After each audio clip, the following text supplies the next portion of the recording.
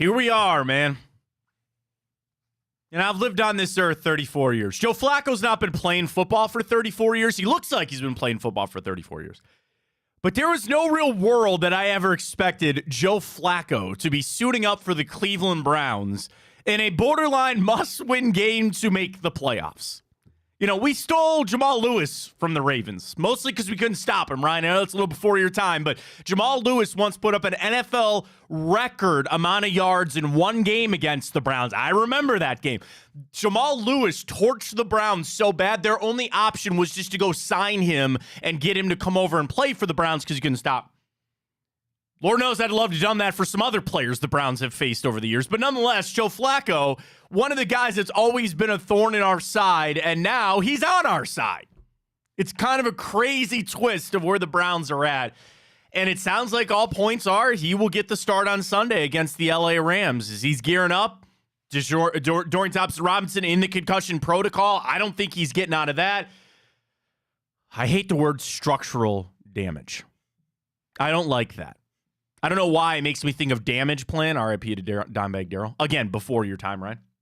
But structural damage, not two words I like, and especially when it comes to Myles Garrett's shoulder. That is reported. That's alleged. We'll talk about that. Cavs are back in action tonight. We got to get a Tipico boost. Thursday night football, playoff predictions. We got it all on what I think is going to be a beautiful Thursday right here on Big Play. Welcome to the show, everybody. I am Matt Fontana. He is Ryan Tyler. Good morning. We are above freezing this morning, so all that snow is going to melt, which will be nice here on a beautiful Thursday. Stefanski was asked about the snow because they're out in L.A. We're like, oh, it's snowing back at home? That must be nice. But the Browns are out of UCLA getting their work in as they gear up for the Rams this weekend. We got a lot to talk about with the Browns.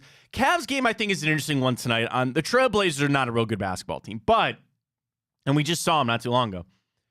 But there's a question with the Cavs. Are they good enough to guarantee wins against teams? Because I'd like to guarantee a win tonight. We'll get to that. Thursday night football, as I mentioned, and across several different outlets this morning, CBS Sports, ESPN, their playoff predictions. And these are, so there's an FPI one, which is strictly just the numbers. And that one is kind of like, okay, you don't factor in who you have playing a quarterback. The CBS Sports one is still computer rankings, but they also input a little bit of analyst. And that's the one where you more look at and go, you know, Deshaun Watson's not on that team with how the defense looked last week. So we'll get into all the playoff predictions, exactly where we kind of play out and where we think the Browns are at. I will say this before we get to it. It's all positive. It's positive that the Browns are going to make the playoffs. That is what I woke up to this morning, that the positivity is there. And I'd like to join in that, Ryan. I would like to wake up this morning, and as we discussed a lot yesterday's show, you need 3 wins on the way out here to get you into the playoffs. I know the division is sunk, and you're going to try to fight for one of those, 5 or 6. I don't think 7 is actually even in the cards right now. I shouldn't say that. You never know. But I would think of the 5 or 6 seed at the wild card is where the Browns' focus is at right now. And they've had to make this change at quarterback. It's been forced, okay? You got a concussion to Dorian Thompson-Robinson. Kevin Stefanski, we'll hear from in a minute, said Joe Flacco is the backup, which I think is an interesting way to phrase that. He's the backup, and if Dorian Thompson-Robinson doesn't clear, then Joe Flacco is going to play. Well, you, me, and your brother and your sister and everybody knows that he's not passing the NFL concussion protocol in a week. I know Brock Purdy did it. Brock Purdy didn't sustain the hit that Dorian Thompson-Robinson did. And it's funny because I'm about to get in a conversation about projecting injuries. But yes, I'm assuming that he's in the protocol. And really, the vast majority of guys that enter the NFL concussion protocol, right, it's rare. It is rare that a guy clears it in a week and all of a sudden goes back out there and plays. So you're staring down the barrel of Joe Flacco getting the start for the Cleveland Browns. And we've shifted our focus a little bit here, where on the West Coast, we asked Denver, LA, we got to get 1-1. Okay, you fell to Denver. All the eggs are in the basket for this trip coming up against the Rams. Then we talk about another 2-game stretch. And I think we said it was the Rams and what? The Texans or the Rams and the Bears? One of those games, you'd like to go 1-1 in those two. And are we kicking the can down the road a little bit? So, all right, we didn't win this game, so then we'll just try to win this game here. But that's kind of how the Browns, that's the situation they're in right now. a lot of that is also predicated on them being able to beat the Bengals and them being able to beat the Jets. And it's the same conversation I'm going to have with the Cavs later on when they play Portland tonight. Are the Browns in a situation that I can guarantee wins? We saw what the Bengals look like without Joe Burrow. And especially it being the last game of the year, there is a chance that they sit Jamar Chase, or there's a chance that they don't play all their guys because they're out of it and they don't want to risk further injury. You don't know what the Jets could be come month time. And they could be even worse. Maybe they get better. I don't know. But that's the other thing is I sit here and I'm like, okay, if I chalk those 2 wins up, really then I'm staring down the barrel of one more between, again, the Texans and the Bears and the Rams. And I'm not saying it's driving me a little crazy, but the Browns are not in a position now that I can solely focus on the Rams. Like, I am so scatterbrained right now on the Browns' schedule because I don't have confidence that they can just beat anybody or beat the teams that they're supposed to. And I know the defense was at one point playing to a high level. I know that the Broncos game didn't go so well. But if you had Deshaun Watson, I could be solely focused on let's just win this game. Because with Deshaun Watson, I felt like you could beat anybody. I felt like there was a chance that you could beat the Jags. I felt like there was a chance that you'd be favored going down there to Houston. That's out the window. That's gone. And I want to look at the rest of this team and say the rest of this team is good enough just to be able to get a win against this team or that team. But I don't have that feeling. And it's a tough way to live right now as a Browns fan, where I'm sitting here, I'm trying to scribble, okay, well, if we lose here and then we play this game, and then if we lose that, there's a lot of scenarios. And in reality, I need to just focus on the Rams. Right, there's a good chance that we beat the Rams. Are they an insurmountable team? No. Do they have a lot of problems and injuries? Sure. And that's, I guess, the shift that I need to have. But knowing that Sunday is only the step one, again, each week is just going to be step one of the rest of the season on making the playoffs. And then it comes back to Flacco and Dorian Thompson-Robinson. And we'll post our Twitter question this morning at Matt Fontana Show. Drop us a follow there if you can on Twitter. Which quarterback gives the Browns the best chance to make the playoffs? Which quarterback would you say gives the Browns the best chance to make the playoffs? Joe Flacco or Dorian Thompson-Robinson? I'm sorry to PJ Walker. He's out of this poll. Do we get a PJ Walker tweet? Do you think we'll get somebody that says PJ Walker? No, not if they have a brain. Well, on Twitter, there's a lot of bots now, Ryan. There's a lot of AI bots. Oh, yeah. It's the only reason my Twitter looks decently active. It's 'cause bots hey, man, I'll take any interaction I can get. It's funny. I click on notifications. Yeah. And it's just adults. I hope the kids are at school. They're just porn bots left and right. That's all it is. And I guess on the bigger grand picture, I never thought I'd transition from the Browns to this, but here we are today on a Thursday. Like, does anybody actually click on those profiles and go, wow, that's a really attractive woman. I better click on her profile here. Oh my God, she's looking for a partner. She's looking for somebody to date. All I have to do is click on this thing and pay them an exorbitant amount of money. Oh my God, I better click on this right now. Do you want my credit card information? Do you take Venmo? Connor Saliens does. We haven't talked about on the show. Ryan, nice. We haven't talked about this on this show yet. There's so many, like you said, porn bots and just bots in general active on Twitter, yet Elon can't give Reflog his stupid Twitter back. Are you kidding me? What happened to Reflog's Twitter? He's locked out on Twitter. Elon won't give him it back. Really? Yes. That's a lot of followers, man. Reflog just launched his, hopefully temporary backup Reflog account. So now it's Reflog _18 _. I did not know this. So he's been in a battle with my Elon. God. That's what I'm saying. Like a dude with that many followers who pays to use the site and brings in so much money and activity for them. He just gets thrown to the back burner while all these bots are just wandering the Twitter. Oh my God. Well, I better go drop him a follow here. Isn't that ridiculous, man? Yeah. Backup account, same guy following. All right, we'll drop him a follow there.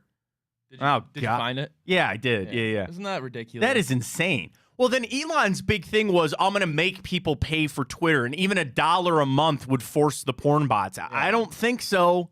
Clearly not. I mean, okay. I'll tell you what. If Elon is watching, you never know. He's got eyes everywhere. He's got eyes everywhere. Elon, I will offer my services. Okay, we will come, and I'm going to keep doing this job. I love this job, so I'm going to keep doing this. But maybe once I get my daughter into school and I got some more time, I will come up with an hourly rate. You can track my hours, and you give me open access to just deleting accounts. And I will straight up tell you that, dude, I have to scroll down three little things to Luetta Ripa, who joined in September. She has not posted anything. She has not replied to anything. The only thing she does is like accounts. And it's a picture of, I would say, a scantily clad, attractive woman, but there's not even any links. You know what I mean? Yeah. Like, that's the weird thing. Normally on these, it's, hey, come watch my cam here, or come watch this or whatever. There's not even anything on this. So if Elon, and you want to know the crazy thing? She has 10 followers. Yeah. Oh, there's some. So it's like, who's following? Again, it looks like more bots. So I would tell you this. I would go into this account if Elon gave me the power and paid me good money, and I would click on this account and say, your account is going to be deleted unless you can prove that you're a real person. You got 2 days. Or just straight up delete it. It's crazy. It is so crazy right now on Twitter. I didn't know Reflog got... Dude, yeah, we're not great. We're trying to get hashtag free reflog trending on Twitter. Oh, I can get that rolling for you. I'll send that little tweet for them. Sorry, I don't know how we got onto that. We started talking Twitter and then all that other kind. Oh, we're talking to PJ Walker. If anybody was going to actually vote for PJ Walker on our Twitter question. Is there a PJ Walker bot account out there? There might be. He's probably got a burner. Burner accounts, can I give you one piece of advice for anybody out there that has a burner account? It's going to get found out. Yeah. If you really, truly use the burner as how it's intended, of like trying to further your narrative, then it's probably going to get found out. And I've never had one. Frankly, I don't have time for it. I use my Twitter for sports. That's all I'm really interested in. But yeah, burner accounts will get found out. But anyway, I don't know if there's a PJ Walker account out there or not. But the Browns are in this situation, unfortunately, due to an injury. It's not because of Dorian's play, and I think that's the other hard part of this. I would lean Dorian Thompson-Robinson because of how he started, some of the progression that we had seen, and knowing that he's going to be here in the future. I'm sorry to Joe Flacco, like come January, you're probably going to be looking for another team or, whatever. But which one gives you the better opportunity? Which one do you feel more confident about to go out in some of these games and get a win?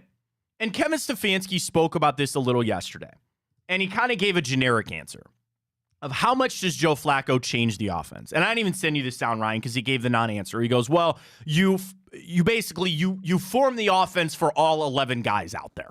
That's a nice coach answer, okay? You look at your players, you say, what do they do well, and how can we fix it? But I'm not talking about what Wyatt Teller does good at guard, okay? I'm not talking about what David Njoku is really good at tight end. It's Joe Flacco. He's your quarterback. It's the most important position. And it's easy to sit here and say that there's going to be a fall off, right? Because you built this offense up for mobile quarterbacks, and they run the RPOs, but you got to remember that there is something that Joe Flacco brings to the table. There is something that he brings different than the other guys. The first thing I would say is his arm strength. He is a tall, strong-armed quarterback. So you can add that in.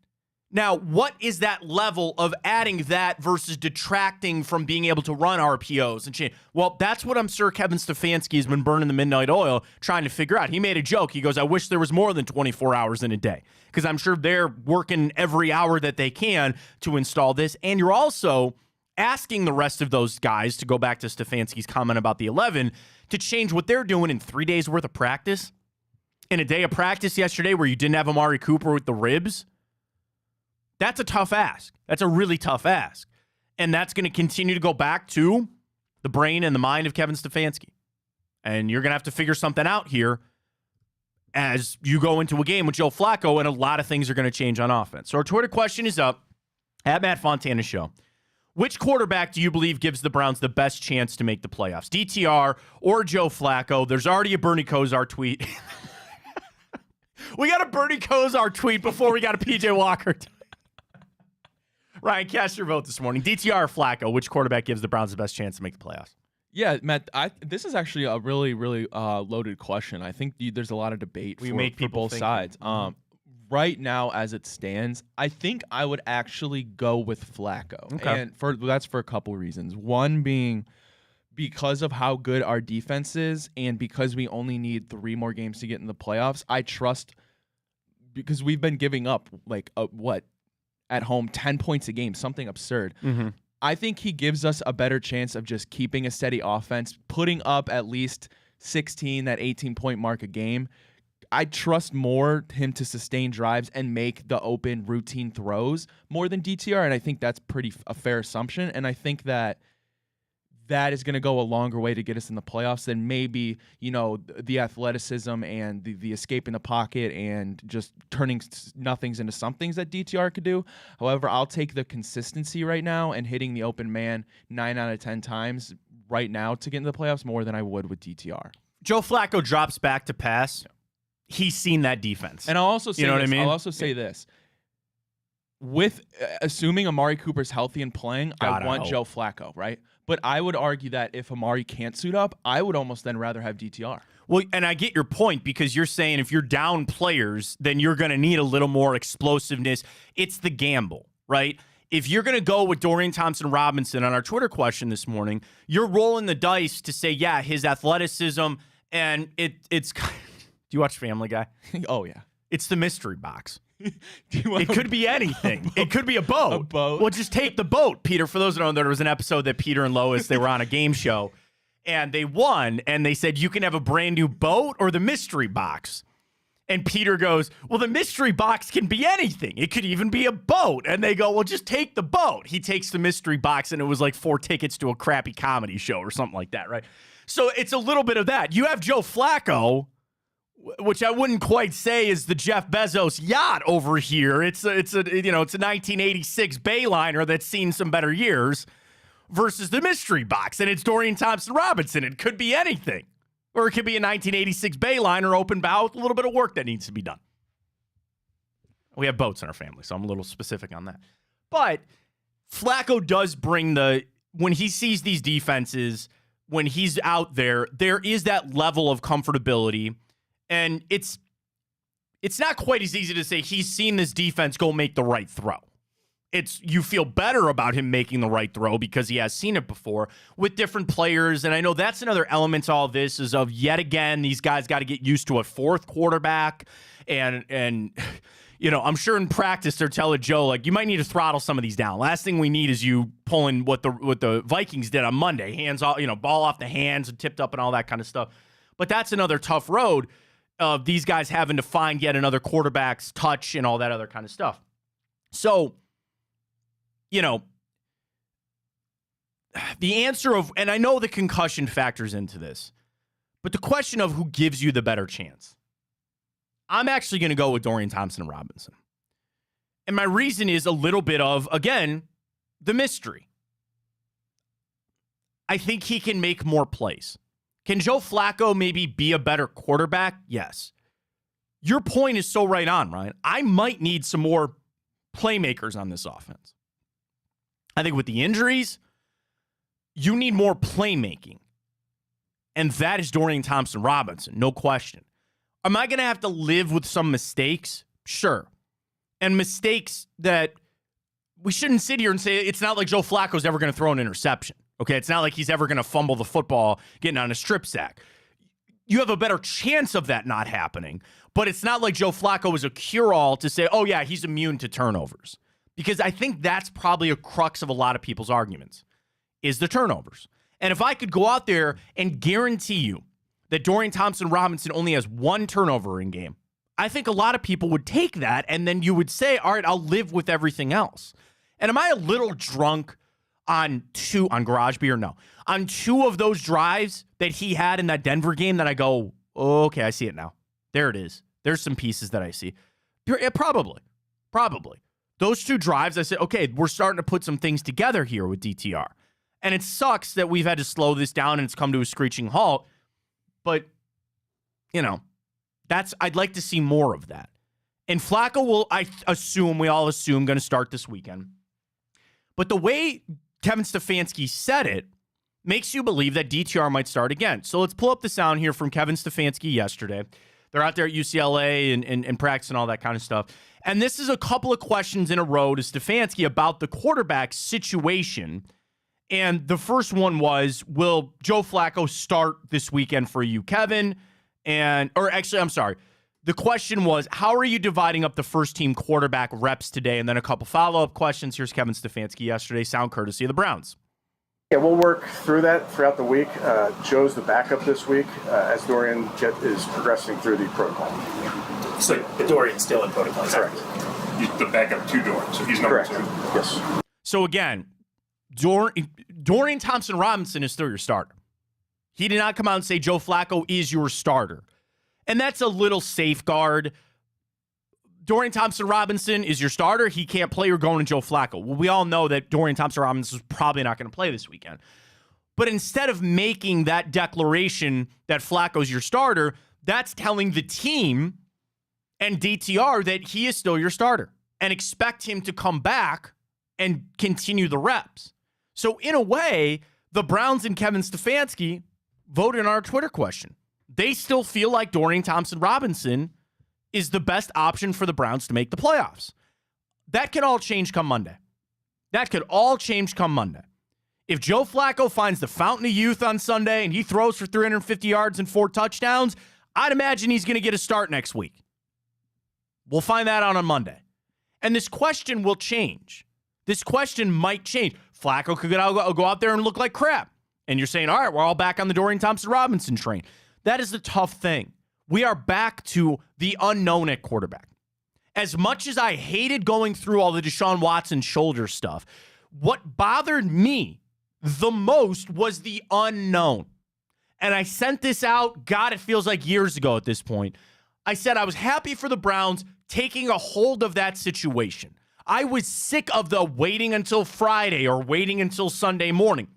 The 1 week where Stefanski came out straight up on Wednesday and said, Watson can't play, he's out. I was happy about that. Not happy because he got hurt, but I was happy that at least they were grabbing a hold of the situation the best that they can. And Ryan, time is a flat loop. Here we are again, where every single week it's the unknown, it's back and forth. And I frankly think even next week we are going to continue to have this, depending again on how Flacco plays. But you're just like, it's crazy where we battled so much of not knowing who your starting quarterback is that we're back here again. And I'm putting the cart before the horse, but I truly feel like for 17 games of this schedule, 10 of them, you are going to have unknown at the quarterback. When we add it up at the end of the year, it's going to be 10, if not even more games that you go, well, we weren't really sure who was going to start a quarterback. That's a tough way to live, man. That's a tough way to coach football. And the Browns are here again. So they're going to go, again, it'll go to Flacco. We'll see. Here's Kevin Stefanski yesterday. How has Joe Flacco looked in practice? You guys have seen, been around Joe, big, strong arm. Obviously, he can make every throw, but he's done a very, very nice job in the meeting room, getting to know his teammates, getting to know the system. He's done a nice job. Done a nice job. Good. Glad to hear it, because you never hear a coach come out and say he's done a horrible job, and he's bad in the meeting rooms. You very rarely hear that. But that's all you can ask for at this point. Final thing from Stefanski was, I thought it was a pretty interesting question here. Does a guy like Amari Cooper get a little excited with a guy with Joe Flacco?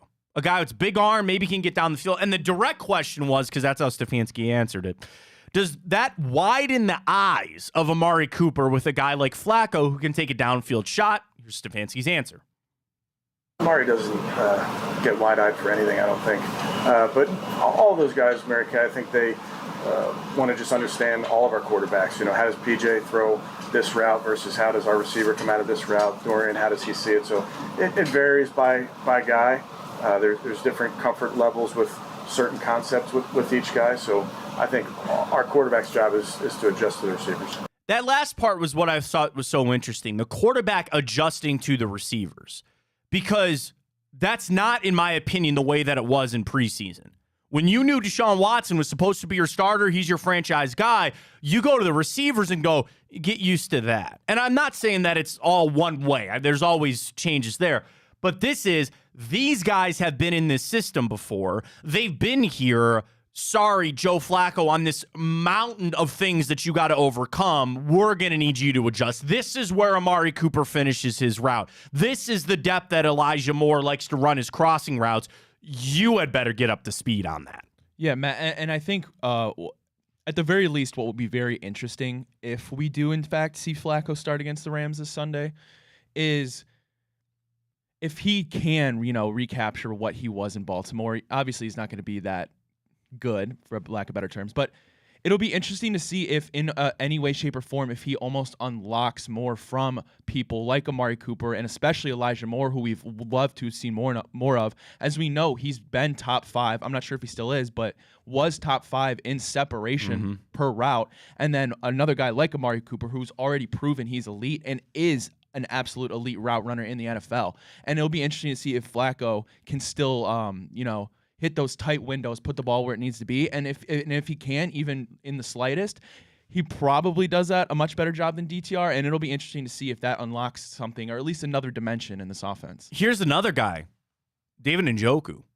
Because Flacco had Todd Heap for a long time there, and he was before Mark Andrews there in Baltimore. But I don't know why. I just feel like Flacco would be a guy that would really kind of gravitate towards David Njoku too. And the screen game will be there, the short passes, all that kind of stuff. But yeah, I mean, that's the thing. It's kind of, things have gone bad. So it's easy to sit there and count up all the things that Flacco doesn't bring to the table versus Watson or DTR. But we got to realize there are some things that Flacco will bring to the table that they need to emphasize and kind of get figured out. So our Twitter question rolls. It's up at Matt Fontana Show.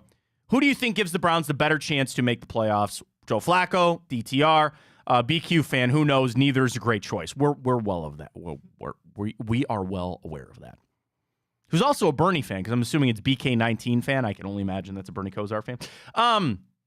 But yeah, trust me, we're well aware that this is not the best option. That's the thing. Yeah, we know. We've known that for a little while. Speaking of not good things, structural damage potentially for Myles Garrett.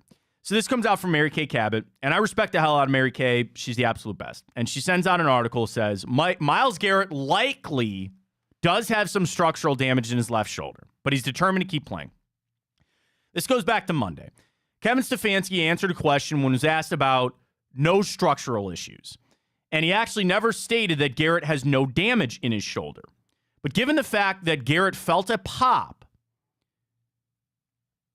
Mary Kay, with the Watson injury and all this other kind of stuff, she has reached out to a lot of orthopedic surgeons. And she's talked to a lot of people. And when a doctor hears that, they believe that there's structural damage. And structural damage goes back to, again, the same thing with Watson that we were dealing with and all this other kind of crap. And Mary Kay writes, given the fact that Garrett felt a pop during the game and couldn't lift his shoulder afterward, it's highly unlikely that there is no damage inside of his shoulder. It doesn't mean that it'll keep him from playing or that he'll need surgery, but there's an issue in the shoulder that's been bothering him for a while, and it got worse on Sunday. Of course, we know the AC sprain that he suffered when he flipped his car and all that kind of stuff.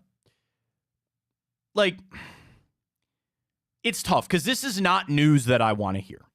And this is unfortunately kind of the world that we live in, is when you hear news that you don't like, you assume that it's fake or that it's, made up or it's the damn media and all that other kind of stuff. Confirmation bias. Exactly. And I believe Mary Kay, but we just don't know that. We don't know that. You could go talk to an orthopedic surgeon and say, hey, he felt a pop. What do you think that means? But that guy didn't look at the MRI. That guy has not, or that doctor has not looked at an MRI. They've not examined Myles Garrett's shoulder. So how do they really know? And I'm sure Myles Garrett's shoulder is really messed up right now. And he has said, I'm going to fight through this. I'm going to play through this. It's really hard. It's really tough. But structural damage was trending on Twitter for a little bit yesterday. And everybody's freaking out about Myles Garrett. And I'm not saying that he's not hurt. I know he is. But to what extent, we don't really know. I don't know. The Browns know. Myles knows. But I don't think anybody else really knows. And there probably is something up in that shoulder. And maybe it's something he's got to deal with the rest of his career. I don't know that. I like, that's my thing is like, oh my God. At the time we need Myles Garrett the most, we're projecting that he might have structural damage in his shoulder. Yeah, Matt, and there's no way around the fact that we're not going to win 3 games to make the playoffs if we do have to do that without Myles. And as if we already haven't had enough debate with all this quarterback stuff going on, I do have a fear that in the next coming weeks, we might be faced at a point where we're going to have to decide. Well, we're not going to decide, but we think we have a choice in the matter, but of whether or not it's more beneficial to just, sit Myles. Well, that's the same thing with Watson that we dealt with forever. Is a week off really going to help that? Is a couple of extra therapy sessions and trying to get rehab in, is that actually going to make things better? And then the ultimate question, is playing going to make it worse? I don't know. I mean, the thing is that Myles had the tape on that shoulder all year. And if it truly came back to when he flipped his car last year, then that made me believe that there's nothing that's going to fix. Like, if he couldn't, in a whole offseason, in the first part of a season, if that shoulder is still a problem and it's still impacting him from the car accident, which I don't know if it is or isn't, and this could be a new thing, it's same thing. It's a time loop. We are stuck in a time loop. You have a star player on your team with a shoulder problem, and nobody knows what the hell's going on. Is it going to get worse if he plays? How is his career threatening? Is this If he gets a glenoid injury, I'm done. I'm gonna be out. It's crazy. This is insane. What I hope doesn't happen, but I have an eerie feeling that it may, is if the right thing to do is shut him down, because there is that risk of further damage, because you got to balance that. Like, is the ceiling one playoff game winning? I think that might realistically be the ceiling. So you balance that with getting healthy, pairing him with Deshaun, having a fully ready to go team next year. But I worry if that depoy campaign is going to is sticking in Myles' mind as, hey, this is my year. Like, I cemented it already, basically. I just got to go finish this year. And I worry that I hope that doesn't cause I will ease your thoughts on that. I think he's just about winning. And I think he knows that this defense is a lot different when he's not out there. And that's a scary world to live in without him potentially being out there.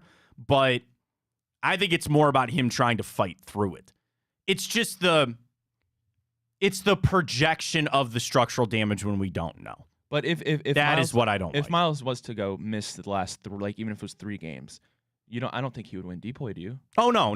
Right, I think even sitting out a game would be discussed. Yeah. When the race is as close as it is with TJ Watt, and even like Max Crosby is fighting through injury, Danielle Hunter is still in this thing from Minnesota. Like, missing a game is going to be massive. The media is absolutely loving on Deron Bland for it, and I get it. Sure, I get that, but I'm not a fan of it personally. No. I love the story, and I think what he's been doing is amazing. Pick sixes are amazing, but to take that away from Myles, I think would be a real shame. Yeah, and I was just going to quickly Google this.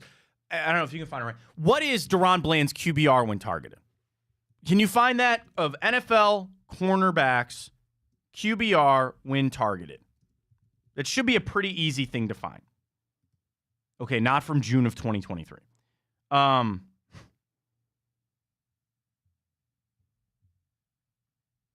can't Yeah, of course it's locked on PFF, but he does have. I have PFF. Okay. You want me to log into PFF? Yeah, he does have an overall grade right now of 91. Oh, I'm sure pick sixes will grade you up right there on PFF. I don't deny that. I don't deny that for a second. And here's the thing: I'm not trying to crap on Deron Bland. You're right. I'm the same thing. Like, it's been insane. My thing is, when you look at those pick sixes, which are great, those are frankly some bad throws too. Now, a couple of them have been phenomenal and amazing.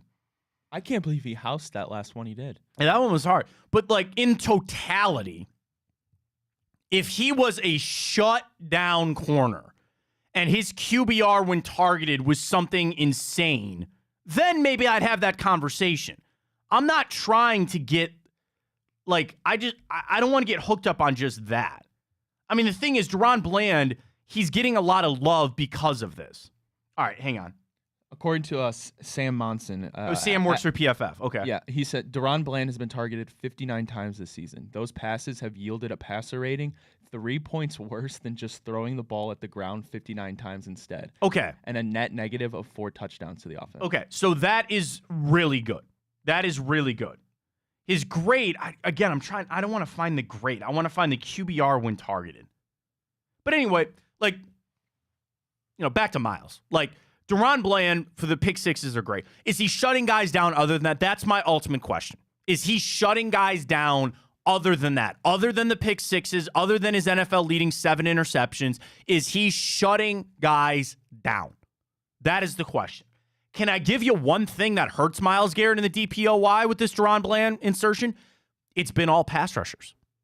It's been all pass rushers. Yeah, last was, I think it was 19 when it was Stephon Gilmore. I was going to ask, was the last defensive back to win it? I believe it was Stephon Gilmore. So there's a little 19. like LeBron factor in that. You get a little tired out with the same guys over and over and over again being pass rushers. But in today's NFL, playing corner is so hard. They want to throw flags. They want to throw all these illegal contact as the new flavor of the month and holding and all that. So it's really hard to do that. And pass rushers, it's pretty standard. Quarterback hits, pressures, and sacks. That's where they're at. Corner has a lot more to go with it. And it's not saying there's bad corners in the NFL. We're not in the Darrelle Revis dude, I was a big Nnamdi Asomugha guy. Nnamdi Asomugha was so good for the Raiders. But we're just not in that era anymore. You're just not. So I think it's going to be hard. But there is a little bias, I guess, that there's so many pass rushers. I'll just tell you this, man. If Myles misses out on DPOY this year, I'm going to be pissed. I'm going to be pissed. And I realize that if he misses games or isn't himself the rest of the season, he's not going to win it. He's just not. And DaRon Bland is getting it because of the pick sixes and all that. That's fine. Fair enough. I'm not saying he shouldn't be in the conversation, but I hope Myles can play mostly for the team and then certainly for his DPOY situation right there. All right, I want to talk more Browns in hour 2 because I've got multiple playoff predictors on where the Browns are at from a seeding standpoint and percentage chance that they make it. But Ryan, let's get to it. Do you want to do our typical boost? So we're going to do our typical boost for tonight. Do you want to do Thursday Night Football or you want to do the Cavs? I want to talk Cavs. Let's do the Cavs, Matt. Let's do the Cavs. You want to do the Cavs tonight? All right, let's do that tonight. So the Cavs are in action tonight, taking on the hapless Portland Trailblazers. Trailblazers coming in at just 5-12. Cavs are 10-8. Do you want me to get some trends? Yes, please. All right, hang on a second. So really behind the curtain, my hands are destroyed because I put lotion on this morning. I never do that. And now I can't grab anything. It's slipping everywhere. Stop it. Don't get out of here. You stop. Everybody stop that. Knock it off. You're talking about the bots? Stop it. Matt, stop it. My hands were chapped. It's only 9:30. Hey, you have a healthy libido. There's nothing wrong with that. Why? My hands were chapped. I don't know what to tell you. All right, Cavs, Trailblazers time. All right, let me give you some trends before. So the Cavs are 11.5-point favorites. Over-under is 218.5 tonight for the Wine and Gold and the Portland Trailblazers. We're going to do our parlay here real quick. We're going to do our boost here for the show. Portland is just 2-9 straight up in their last 11 games. They are 0-5 straight up in their last 5 games against the Cavs. They're 0-5 against the spread their last 5 games against the Cavs. So they've not covered in their last 5. And the Portland Trailblazers only 1-5 straight up in their last 6 games on the road. Portland is only 2-7 straight up in their last 9 games when playing on the road here in Cleveland. You flip it over for the Cavs, 6-2 straight up in their last 8 games. I mentioned that they've really owned Portland, but here's a crazy thing. So you want to talk over on, because, okay, so what do you want to do a player? Are you feeling a player boost for tonight? Yeah, that's what I was thinking. So 11 is a big number.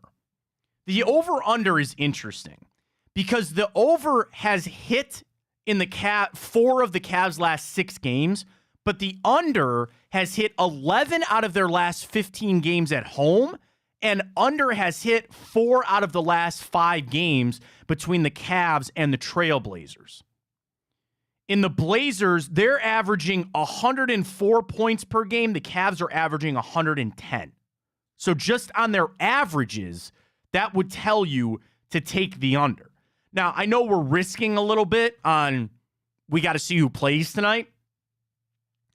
For the over-under on the season, for the Cavs at home, just 4-6 on the over-under. For the Trailblazers on the road, it's just 5-5.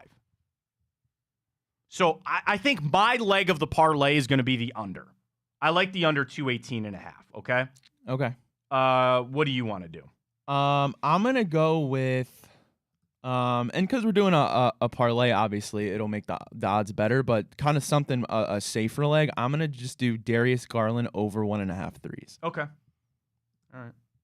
Let me find the threes here.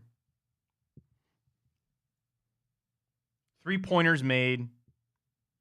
Darius Garland over 1.5. Yes. Okay. It's Let's boost that up. minus 190. I believe. Okay.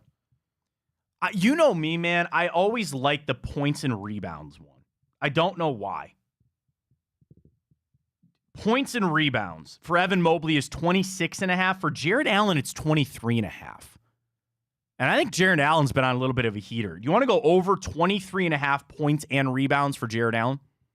Do you like that? I do like that. All right, here's our 3-leg. We're going to send it to Tipico. Folks, you can sign up right now with Tipico. Use the code BIGPLAY100. And what you're going to get is you bet $25. Deposit and bet $25. Bet it on whatever you want. Take Cavs money line tonight. That feels like a pretty safe bet. Take that, and then you get $100 in bonus bets. It's that simple. So our 3-leg parlay, and then we're going to get this on Tipico, and it'll be boosted maybe by the end of the show. We'll let you know if it gets up. Cavs are under 218.5 total points. Darius Garland over 1.5 threes, and Jared Allen over 23.5 points and rebounds. Right now, that's plus 545. That's already a pretty big one.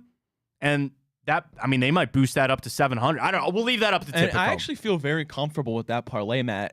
I would think Darius the 2 threes is a lock, and I really like that Jared over because Jared is slamming right now. And that's kind of assuming he's going to have to get, probably 10, 11 points plus the boards, which is very doable. And I think it'll be that under that we'll be sweating. I feel like we could very early get those 2 legs out of the way, but I really like those odds, and then especially generous Tipico going to boost that.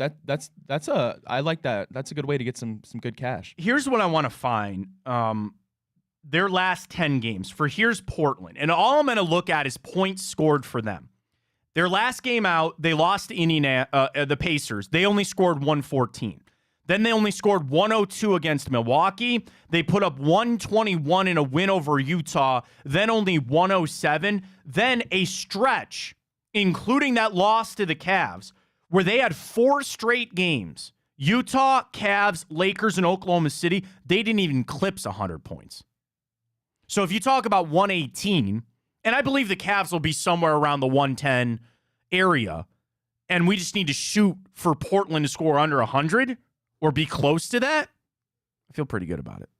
I feel pretty good about that. Especially when you consider they put up like that really gaudy number against the Hawks. Now they're out of the contention for the in-season, so they won't be really out there to drop a real gaudy number. So here's another thing. Out of Portland's last 8 games, 6 of those games the under has hit. The only 2 that didn't was an Oklahoma City game that they let them score 134 in a blowout, so you almost even take that out. And then the only one, so I'll do you this. 6 out of their last 7 games, the under has hit. The only other one was when they beat Phoenix. Or I'm sorry, lost to Phoenix, 120 to 107, and the over only hit by 3 points. So I like the under. So I'm talking myself into it. We'll post that with our friends at Tipico. Sign up today. Deposit and bet $25 with the code BIGPLAY100, and you get $100 in bonus bets. You can place one of those bets right here on with us tonight. And Matt, if I'm not mistaken, I think we're 1-0 for Cavs games now. We are. Our only other boost that we did was for a game called and we hit that easily. So get signed up today with our friends at Tipico using that code BIGPLAY100. For the game itself tonight, Ryan, the overall question that I have, are the Cavs a good enough team that you can guarantee wins? Like, can I guarantee you that tonight that they're going to beat the Portland Trail Blazers? I think the way that they're playing now, that we've seen them finally get healthy and, get a consistent rotation, what we've seen has been very promising. Strus has been playing very well. He's been such a great addition, not even just his shooting, but playmaking as well. And I love the way he plays defense. Like, he's not a lockdown forward, but you can tell he plays with heart. And JB Bickerstaff has had nothing but good stuff to say about him. And then Jared Allen's been playing really, really well. And we've seen Mobley continue his case for depoy. We've seen Darius do what he needs to do. And Donovan's just doing what we've all expected and become accustomed to. And that's just dropping points at will. So I'm very comfortable with where the Cavs are right now. And they've got momentum on their side, that's for sure. So I would say right now against a team like the Blazers, you would like to at least think that you can guarantee a win there. And that's like the Cavs have gotten off to a tough start to the season, which is a little different than last year, where they were, beating the Celtics. Remember that game? What was it? November sometime. They beat the Celtics, and everybody was over the moon, and this is great, and you're playing all the tough teams, and you're playing them well. And I think the Cavs came in truthfully understanding that this is a long haul. And it's not that they don't put emphasis on it every game, and they've certainly battled injuries, but one of the things that they realized going back to last year, the Cavs ran out of gas. In that Knicks series, whatever reason you want to say, were they out physical? Well, part of being out physical is if you're tired, you don't got nothing left, right? I think the Cavs realized what they need to do throughout a season to be fresh at the end. And again, it's not that I'm saying they're chalking up losses here. They've had to battle through a lot of things, but understanding the grand scheme of it. But games like this tonight, you are at home. This should be a free win. Seriously. And I shouldn't say things like that. The Trailblazers are on this road trip. They've been off for 3 days. So they've had some time to, well, not 3 days, but they have had 2 days off in between their last game.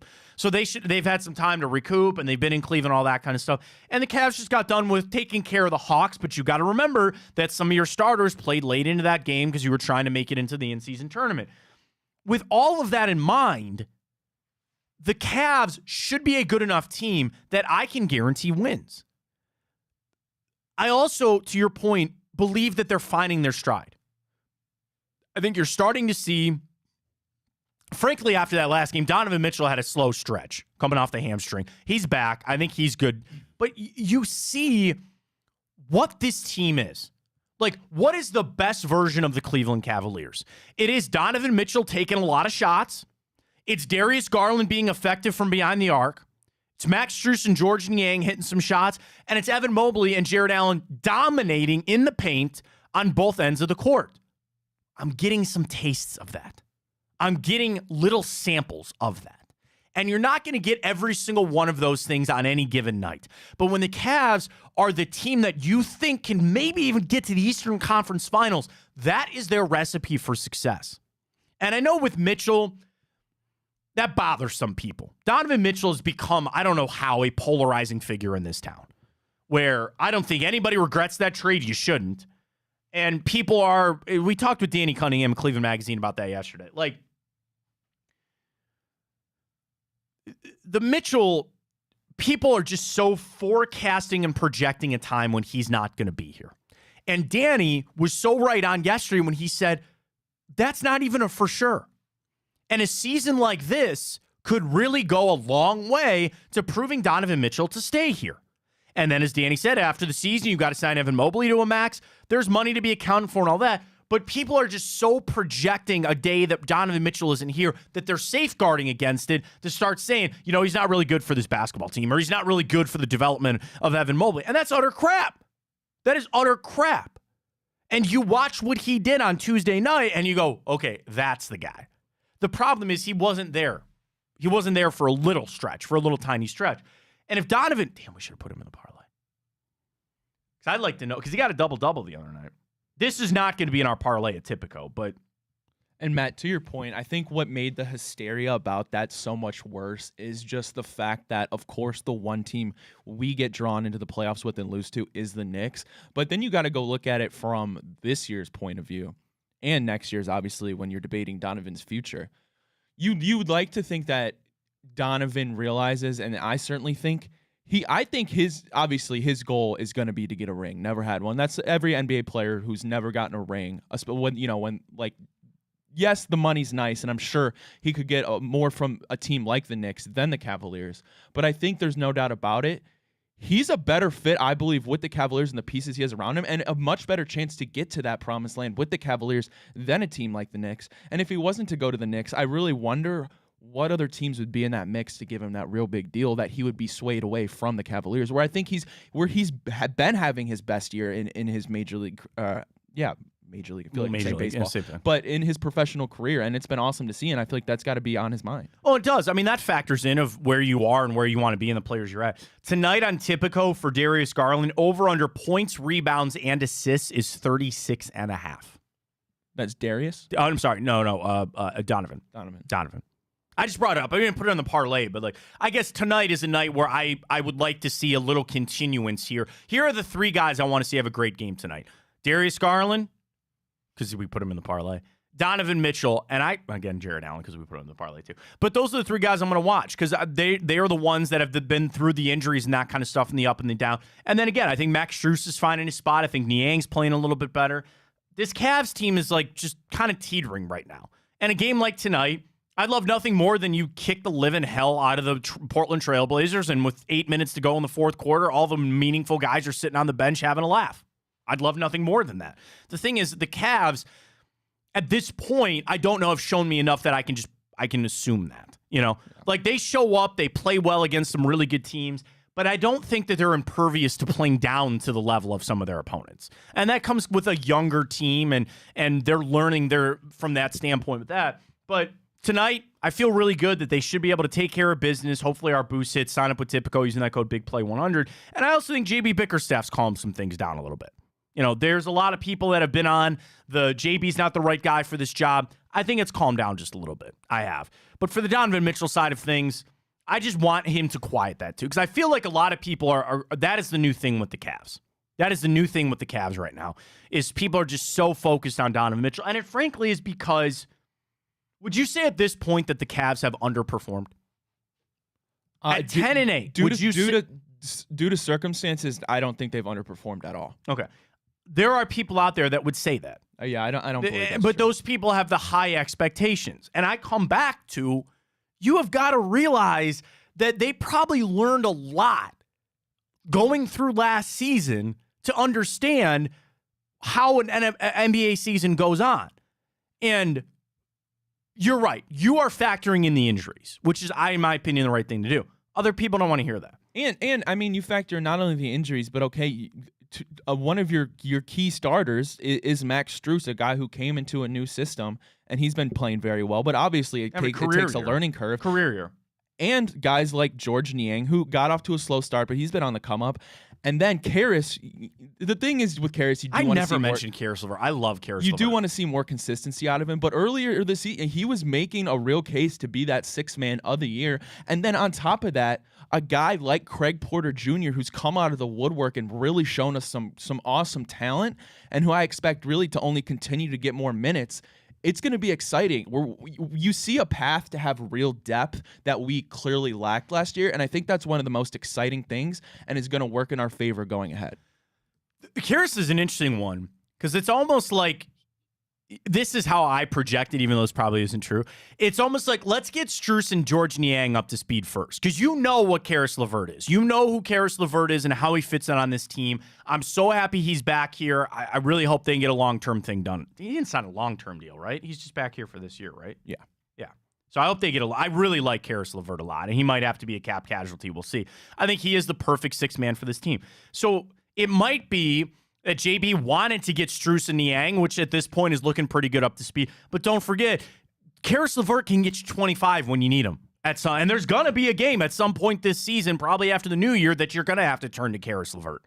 I never mentioned Karis, and that's my bad. I really should do that more. But yeah, he's another great piece to this team. So we'll have to see for tonight. A lot coming up. We'll get to the morning update as well. And in hour 2, sorry. Did you know about this Tyreek Hill cameraman thing? I was going to bring that up. All right, we're going to do that in morning update because now LeBron has weighed in on this. So we'll bring all that up in the morning update, including an insane thing coming out of baseball. You got Deion Sanders in there? No. He's the sports person of the year for Sports Illustrated.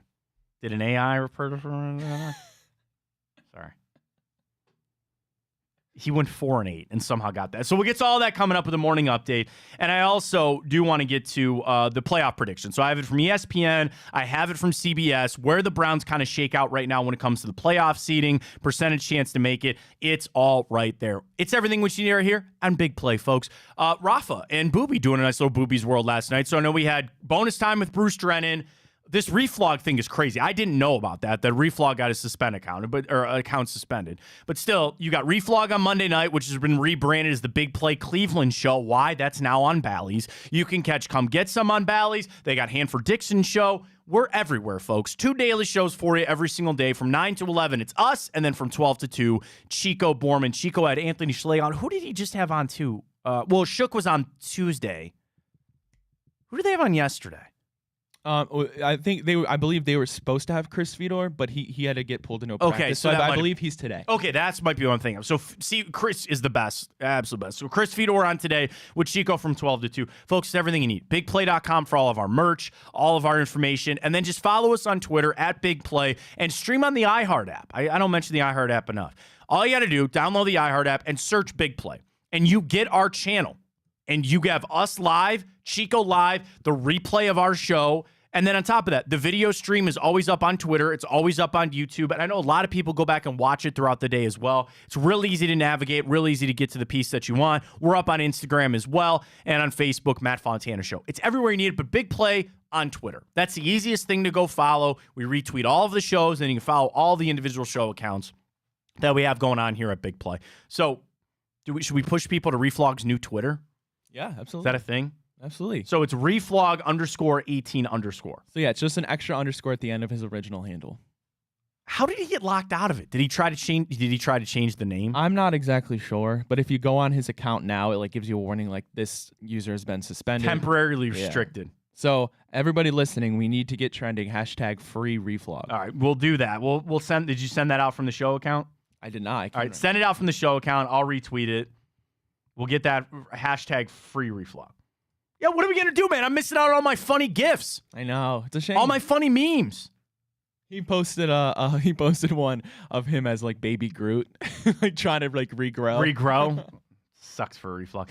Go drop a new follow on that and get the #FreeReflog trending there on Twitter. We'll get to all of it coming up. All right, when we come back, we got the morning update, playoff predictions, a lot in the morning update. Stay with us right here, Fontana Show on Big Play.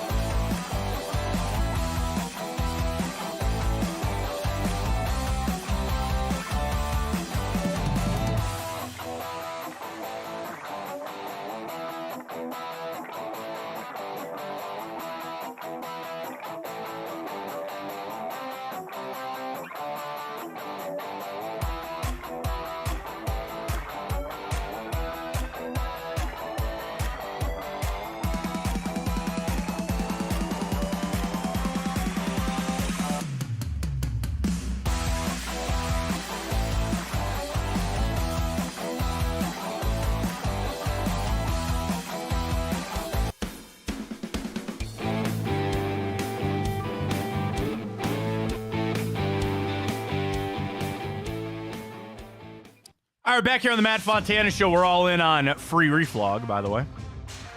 Gotta find it. I'm gonna retweet it as well. Get that hashtag rolling. That sucks. So here's my question, because I've actually never had to deal with this.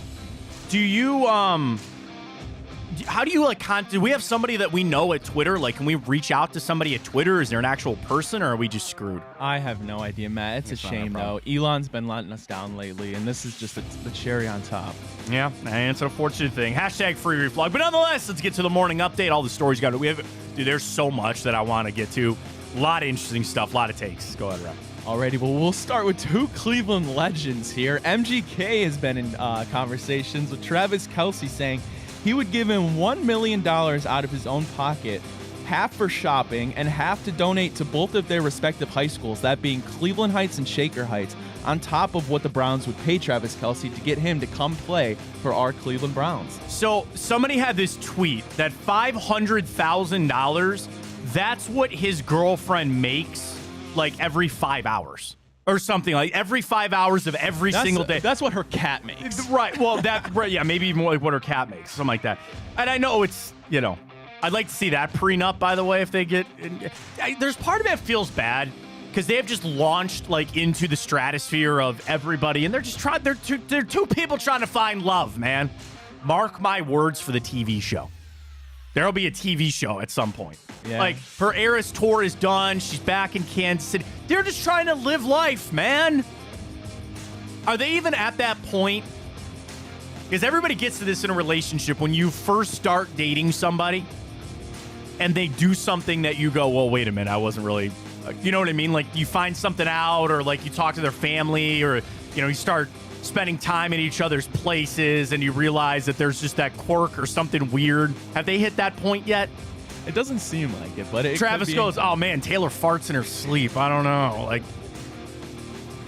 Taylor's like, oh, Travis doesn't brush his teeth every, you know what I mean? Like, there's all these little idiosyncrasies that you learn about somebody when you start living with them or you start spending more time. Because when you first start dating somebody, everything's like, oh, this is great. Everything's great. And then eventually there's something. There's something that you find out and you go, okay, didn't really know if I signed up for that. And then that you decide if you're really going to push through on that. I feel bad. They're just trying to live their lives, man. To MGK, like, first, I appreciate it, man. Dude, Travis Kelce makes $500,000 a game. At least a game. Like, that's not very much. And I'm surprised the NFL didn't swoop in and go, hey, that's tampering. It's just a joke. But I appreciate him trying to rep Cleveland and trying to help us out here. I'd happily take Travis Kelce on this team.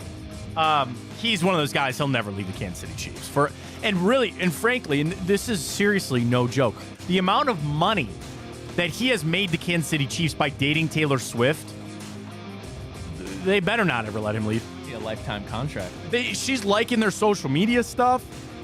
Oh, is she? Oh, yeah. Wow. And that's powerful stuff. I know, so when we were having the StreamYard link issue yesterday, I got the text of I'm an old man with technology and get off my lawn.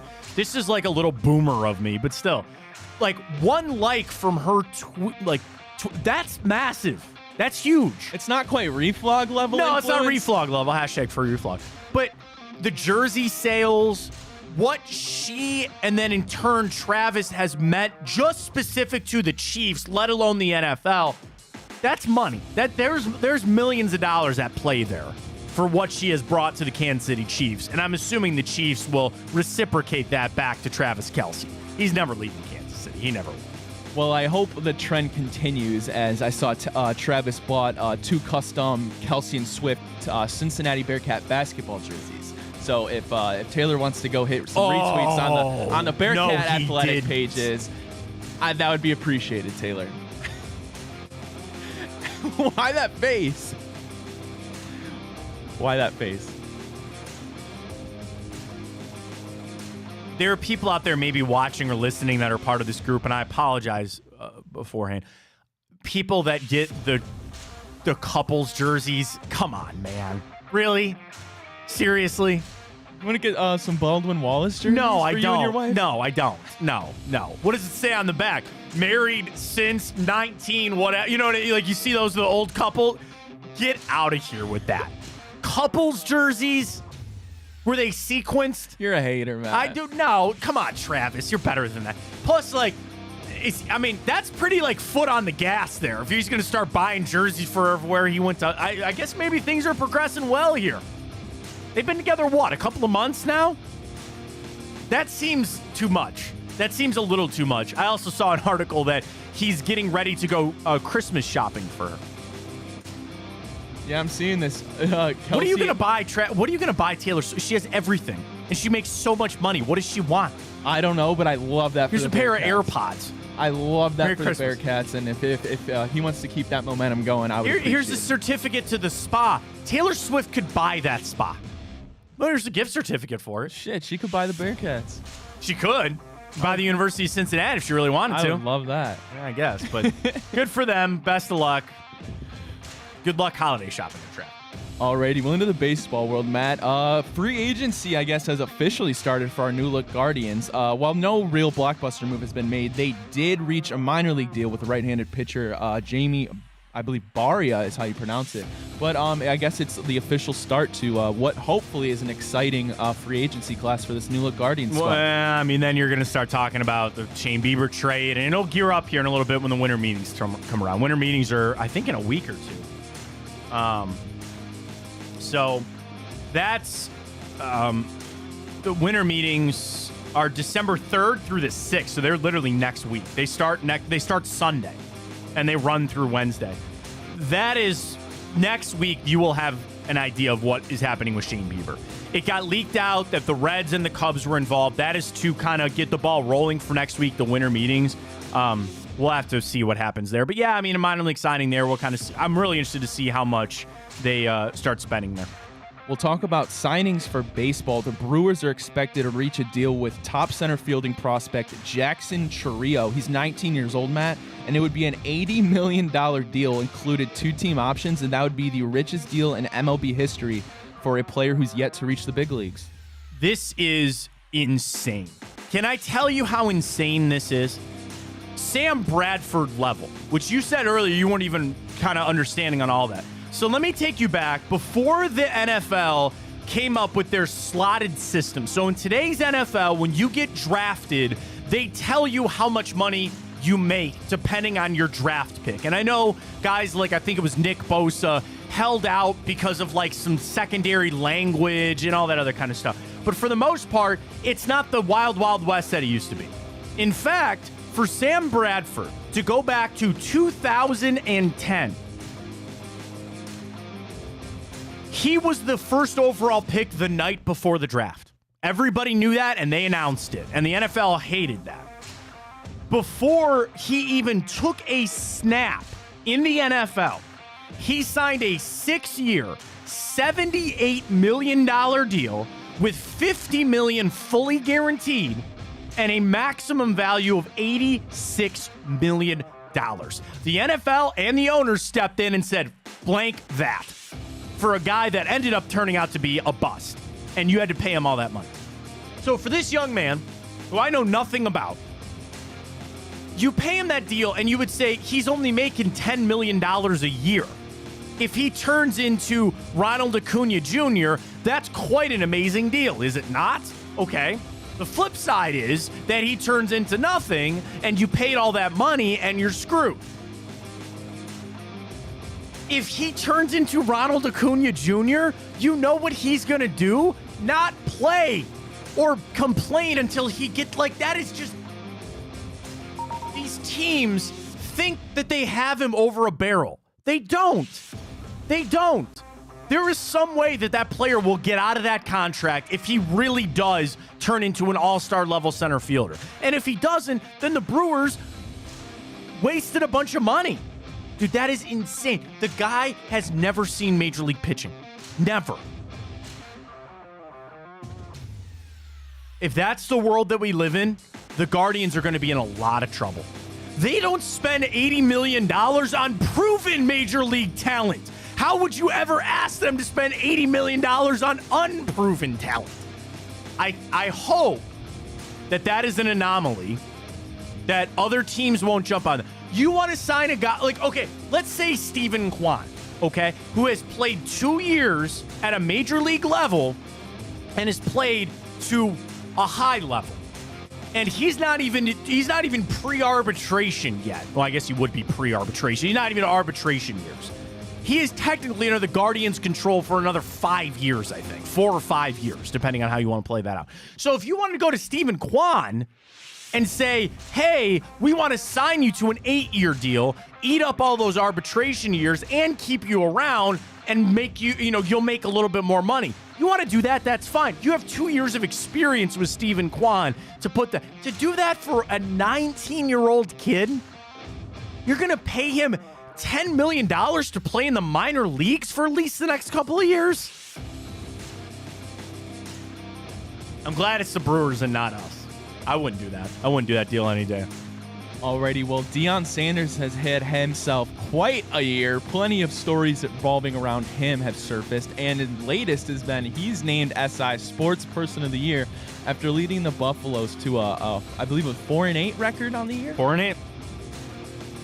I mean, yes, at one point he was the biggest story going. He was the biggest thing in sports. He's not anymore. And I don't know how you look at this year, because the other problem would be, who would you give it to? Outside of that, who would you give it to? And I try to go back to what events did we have? We didn't have an Olympics. We'll have that next year.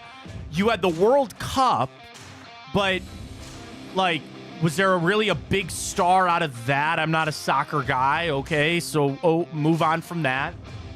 In basketball, nothing really major there. Like college football, like I don't know. I really don't know. Should they? There's a world that Travis Kelce deserved that more than Deion Sanders. Like for the sports person of the year, what does that mean? The biggest name in sports? It's been Travis Kelce then. If you want to talk about success, then it's definitely not Deion Sanders. He finished 4-8.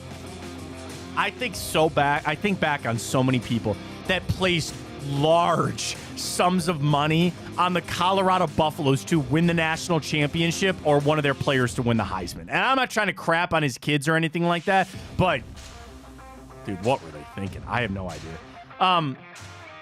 Sure, man. And I guess like Sports Illustrated's got their own problems right now. We haven't even talked about that here on the show. They're alleged to have AI bots writing. And they basically have admitted it. It's sad. There's a bigger conversation to be had about the state of our world, frankly, on jobs being replaced with AI and, even getting into like factory work. There's just all these things, right? There's all these things. And we're on that precipice of having AI in our lives every single day. It scares the hell out of me. I don't want that. But some of that stuff, it's like, yeah, you go back to you should have human beings writing. But these companies are penny pinching. And they need to cut corners in any way that they can. It's an unfortunate state of the media business. I see it. Trust me, I've seen it. I know. And it is what it is. But, yeah, I would not have voted for Deion, but that's just me. Alrighty, well, last story here for the morning update, and we alluded to it a little bit earlier, but a kid who goes by the name KFit Sports on Twitter is going viral as he discussed to the world that he is basically a videographer that worked for the NFL and had access to the sidelines, and he was friends with Tyreek Hill. And during one of Tyreek Hill's celebrations after a touchdown, he went and grabbed his friend's phone and recorded himself doing a backflip, which the NFL did not take kindly to, and they actually suspended him for the rest of the year, took away his credentials, and could potentially keep that permanent. And the story's gotten so much traction that even it's got the attention of someone in the likes of LeBron James. So LeBron, because I want to find the exact quote of what LeBron said, he was ripping the NFL. He didn't like that they suspended this young man for doing it. Here's the thing. LeBron blasts the NFL. You see what he said. This blank ain't serious, is what he said. This is effed up, is what he says. Do better, NFL. Let me give you a little background, okay? So when you see these people on the sidelines, and most of them have what? These tan vests on. And those vests, if you ever walk into the bowels of Cleveland Browns Stadium, which I did for a long time, they have a security area. that you have to walk in, and I would walk in and flash my media credential. So my media credential did not give me field access. That got me to the press box and the locker room. The NFL is so height on security. It's massive. We're different credentials. There are all access passes, but they're not easy to come by. So when you would walk in, there was a closet. And in that closet, they had all of these tan vests or different colored vests. The ball boys have a colored vest. The photographers have a colored vest. Officials on the sidelines, they all have these different ones. And you would walk up and you would hand your credential over, because you had to apply for a credential first. And then they'd give it to you. So like, say, Ryan, you wanted to go as a photographer. You would apply to the NFL. You would apply to the Cleveland Browns. No joke, they do a background check. And they would either approve or deny your credential. Okay, they approve it, which is not an easy thing to do. You go into the game, you walk up, hi, I'm Ryan Tyler, I'm here, I'm a photographer today. They check everything, and then they hand you a vest. And if it's your first game, they will walk you around and tell you where you're allowed to go and where you're not allowed to go. But you're on the field, you're on the sidelines. The list of things and rules that you have to follow are insane. And one of those, as a photographer, is not interacting with the players. You can't go on the sidelines, and you can't interact with these players. Here's the change, which you just mentioned.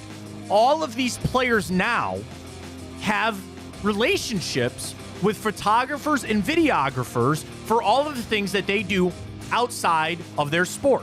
You know, when they're at the facility, they're in the hands of the Browns photographers and videographers. But all these guys put out their own stuff on social media, their own hype videos and all of that. And some of these guys get access by just being a videographer for the players. That is where these waters can be muddied a little bit. And I had somebody that I used to work with that worked with a lot of Cleveland athletes in this town. A lot of Cleveland athletes in this town. Outside of the work that he did for his professional job, he had a side job working for that. So my whole point is, it's not to blame Tyreek Hill, but Tyreek Hill's involvement is what got this kid in trouble, right? Well, that's because Tyreek Hill saw his personal videographer and in his head could not realize right now he is not your personal videographer, man. He's in the hands of the NFL, and you cost him that opportunity. The sad part is, and I do think it's wrong. I understand that the NFL has all these security protocols, and they need to keep it that way. You know what they're doing? They're nipping this in the bud. And they're making an example out of this kid because they know that this is rampant throughout the NFL. And what they don't want is any other player thinking that they can do this. I know people go back to it's the no fun league, and that's what the NFL stands for. In reality, was it that big of a deal? Sure. The other thing is it's property of the NFL, right? That media that they're and I know the people put that out and they can, and like those rules are all convoluted too on who owns the rights. If you took the picture, it's technically your right and all that. But I think the NFL sees this as a muddying of the waters between these videographers and photographers on the sidelines and the players on the field, and they want to nip that in the bud. What I hope they do is come to their senses. If you suspend him for the rest of the season, I think the fact that it's gotten enough of this story, the NFL has gotten their point across. And maybe it's time for a memo, which they love to send. Did you get that TPS report done? Send a memo to the league and remind the players, hey, we had this happen. We are going to suspend this young man for a game or two. He will come back, but make no mistake, if it happens again, there will be more severe penalties. This goes for you, the videographers, but more to you, the players. When you see your guy on the sideline, he's not your videographer in that standpoint. He's working as, not for the NFL, but you need to not do that kind of stuff. And I think that's what the NFL is doing. And I frankly hope they come to their senses on it. Yeah, Matt, before we wrap up this morning update, actually, real quick, I want to give the viewers just what we were talking about. I'm going to send this to your phone as well as put on the screen so you can see it. Come on, those couple jerseys are cute. Stop that. Come on. Why did she get 13? I don't know.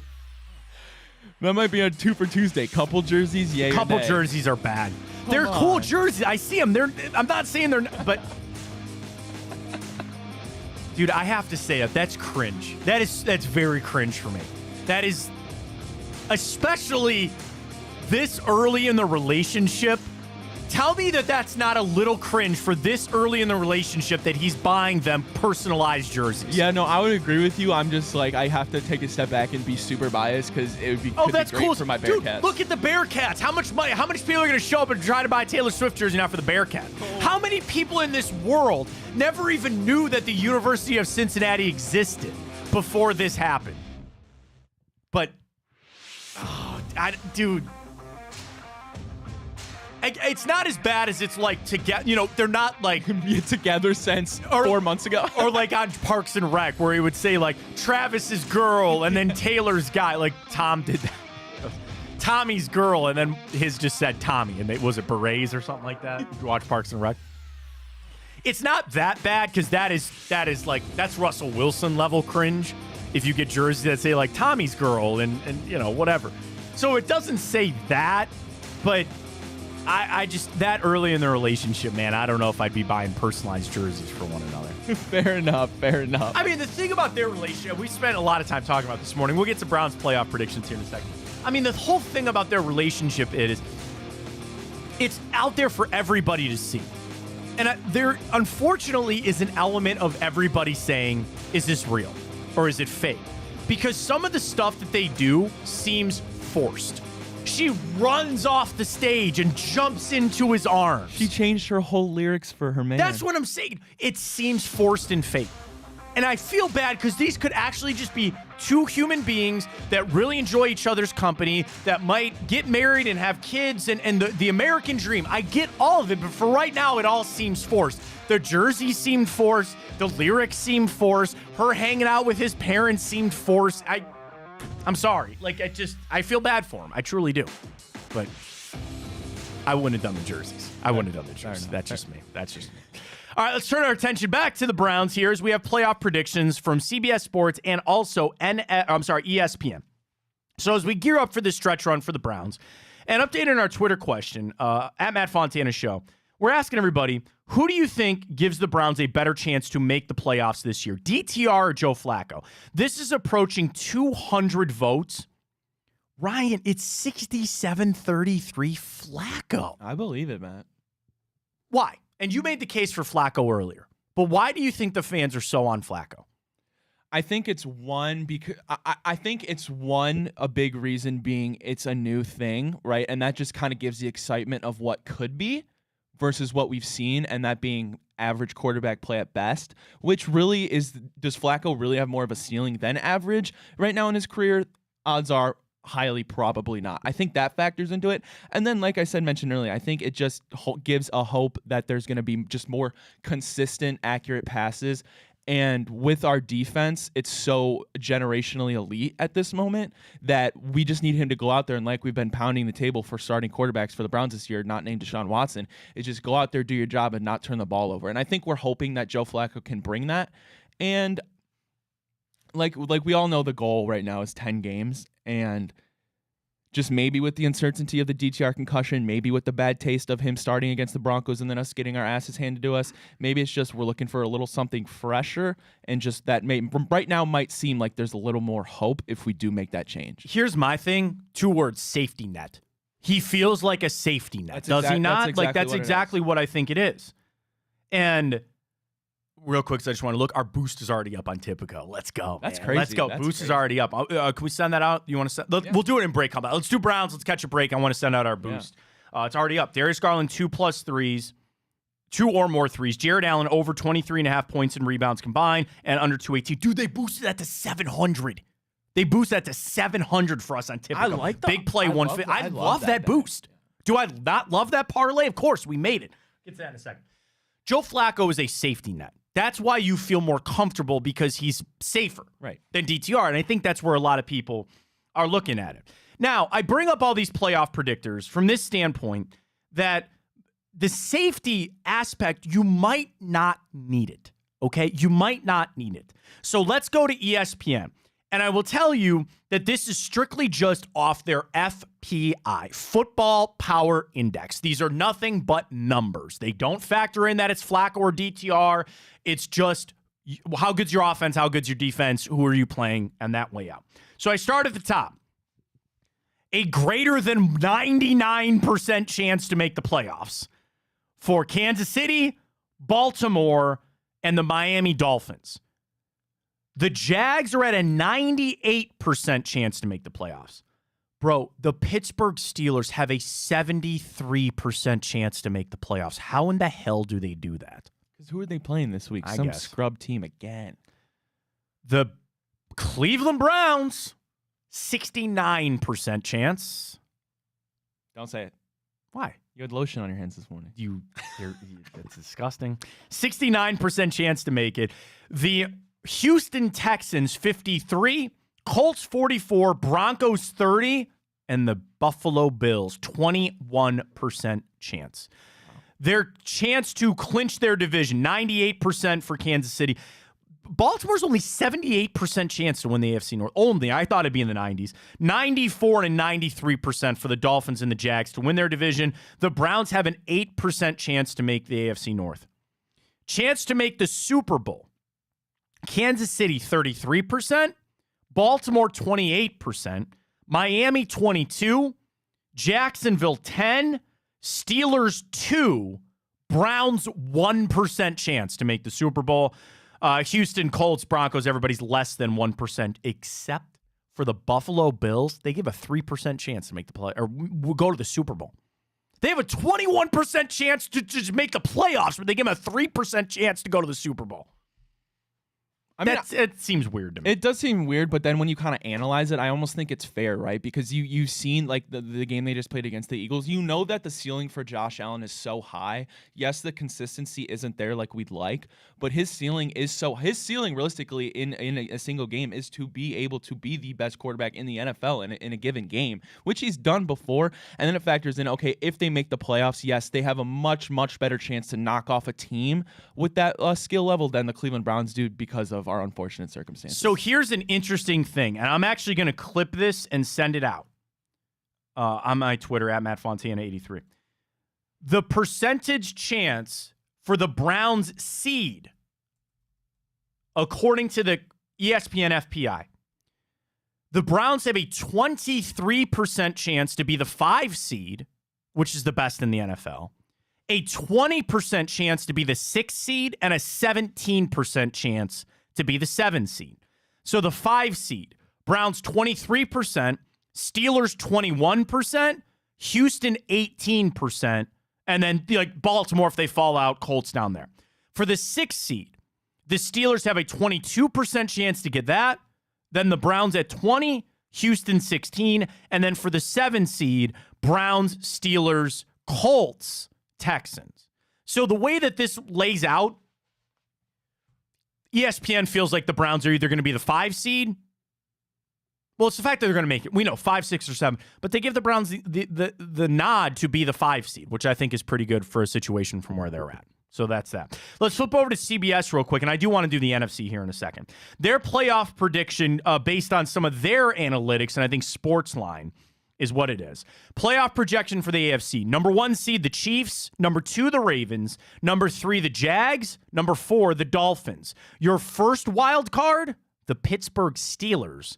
The Browns get the 6th seed as the number 2. They're right up.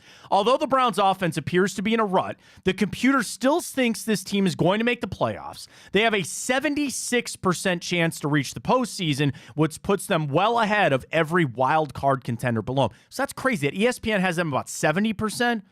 And then CBS has them over at 76% to make the playoffs. Matt, what's interesting about that is, too, if that's the scenario, let's say we do get the 6th seed, I believe then, correct me if I'm wrong, but then that would match us up in the first round. We would play at Jacksonville, which would make for a very interesting scenario considering the fact that we face them in the next few coming weeks and could potentially have a rematch with them like a month or so later. I think that would be really interesting. And if I'm being honest, out of, let's say Kansas City gets the 1 seed, out of Baltimore, Jacksonville, and Miami, I almost think that I would want to draw that matchup with the Jaguars over the Dolphins and over the Ravens. Yeah, and I think the Jags are a team that they're one of the most Jekyll and Hyde teams that we've seen, right? They show up, Trevor Lawrence throws 4 touchdowns, other games he throws nothing, right? And Travis Etienne is good, defense is solid. I would say of all the teams, yeah, they're the ones that I would want to play more than Baltimore. You know, Baltimore's tough because you could say, man, dude, I think we're in their head a little bit. But they're also really Jekyll and Hyde. Stay the hell away from the Chiefs and the Dolphins. Yeah. I think they're on a collision course. And I really, frankly, hope that it lays out that they meet in the – I don't want them meeting in the divisional round. I would like Kansas City – really, if I could a dream scenario – I should really write this down. But, sorry. Let me just get to the NFL, the playoff prediction real quick. All right. So, if it ended today, Baltimore's got the bye. You have Kansas City, Indianapolis, which is weird. Jacksonville, Cleveland, Miami, Pittsburgh. Indulge me that Kansas City becomes the number 1 seed. So, let's flip-flop those two. So, then you'd have Baltimore, Houston. Again, we all assume Houston's going to make it over the Colts. Right. Tell me that wouldn't be a fun matchup. That would be a very fun matchup. Give me the Jacksonville-Cleveland matchup, and then you get Miami-Pittsburgh. Would you then believe that Baltimore would beat Houston, Jacksonville would beat us, and Miami would beat Pittsburgh? Would you chalk that up as going chalk on that? Yeah, if I was betting on it, you'd assume so. So then you'd have Kansas City, unfortunately, playing Miami in the divisional round. You'd have Baltimore taking on Jacksonville. So what you actually might want to have happen is Baltimore be the 1 seed. Because again, it's not that I wouldn't enjoy that game, and then you would put all your eggs in the basket to say you want Baltimore versus Kansas City or Miami. I want every fiber of my being to have Kansas City. Here's what I want, and I hope the NFL gives this to me. It's what everybody wants. I want KC, Miami in the AFC Championship game, and you know who I want in the NFC Championship game? San Francisco and the Philadelphia Fighting Eagles. That's who I want. That's what I want, and give me what I want! Sound like my 2-year-old. We have entered that phase, by the way. Avoid that at all costs, if you can. Let's get to the NFC predictions. You want to start with ESPN, just because that was nice and easy for us? Let's do it. Playoff predictions. Greater than 99% chance to make the playoffs. Eagles, 49ers, Cowboys. Lions have a 97% chance to make the playoffs. And then how about this drop-off? The next team, Minnesota at 58%. There's nobody in the 60s or 70s. Saints, 50%. Packers, 47%. Falcons, 46%. The Seattle Seahawks are just at a 40% chance to make the playoffs. And then the LA Rams are at 37%. Percentage chance to win the division. 91% for the Eagles. The San Francisco 49ers are at 98. 86 for the North. Here's the thing. On the NFC South, the Saints are at 41% chance to win that division, and so are the Falcons. I would assume the rest would go to the Buccaneers that aren't even on this list. Percentage chance to make the Super Bowl. Who do you think has a greater chance, according to ESPN's FPI, to make it to the Super Bowl, the Eagles or the 49ers? I would just assume the Eagles, given they're going to get a bye. 34% for the Eagles, 38% for the 49ers. 18% chance for the Cowboys, 6% for the Lions. Well, everybody else less than 1%. I'm assuming what's going into that is they're assuming that it's going to be Dallas with the first wild card, and then I think that would then draw them to play Philly while 49ers would get the division winner. Well, and I think 49ers are a little hotter right now. Yeah. It's relative of the fact that the Eagles have played some amazing games. Yeah. But I think there's a little flawed logic in that. And then for CBS on the NFC side, Eagles the 1 seed, 49ers the 2 seed, Lions are 3. Saints, they have winning the South and being the 4 seed. Cowboys have all but locked the number 5 seed. 6 and 7, dude, they give it to the Seattle Seahawks. That's not crazy. The 7-seeded wild card team in the NFC, according to CBS Sports, is who? I'm assuming they're off on the Vikings.